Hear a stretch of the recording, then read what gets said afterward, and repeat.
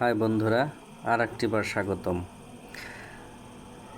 আমরা জানি যে কাঁঠাল ফল আমাদের জাতীয় ফল, কিন্তু আমরা কি এটা জানি কেন কাঁঠালকে জাতীয় ফল করা হয়েছে বাংলাদেশের এবং সেটা কখন করা হয়েছে? হ্যাঁ, আজকে আমি আপনাদের সেই বিষয়টি জানাতে এসেছি। কাঁঠাল বাংলাদেশের জাতীয় ফল হিসেবে সরকারিভাবে ঘোষণা করা হয় 1986 সালে।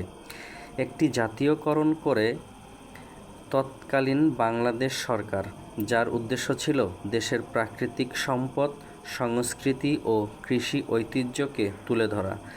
কাঁঠাল বাংলাদেশে সহজলভ্য, পুষ্টিকর এবং অর্থনৈতিকভাবে গুরুত্বপূর্ণ একটি ফল।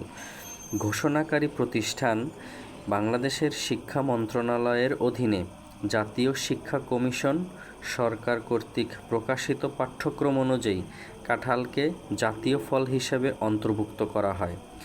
কারণ হিসেবে উল্লেখযোগ্য দিকগুলো ছিল: এটি বিশ্বের সবচেয়ে বড় আকৃতির ফল ছিল, বাংলাদেশের প্রায় সব জেলাতেই উৎপাদিত হয়, পাকা ও কাঁচা দুই অবস্থাতেই খাদ্য হিসেবে ব্যবহৃত হয়, এতে ভিটামিন ও পুষ্টি উপাদান রয়েছে। তবে অনানুষ্ঠানিক গেজেট ও প্রজ্ঞাপনে নির্দিষ্ট নথি প্রকাশ হয়নি, বরং এটি বিভিন্ন সরকারি বই, পাঠ্যপুস্তক এবং শিক্ষা বিষয়ক দপ্তরের নথিতে অন্তর্ভুক্ত হয় 1980 থেকে 90 দশকের মধ্যে। তো বন্ধুরা, ভিডিওটি আজকে এই পর্যন্তই। ভালো লাগলে লাইক, কমেন্ট ও শেয়ার করতে ভুলবেন না। ধন্যবাদ।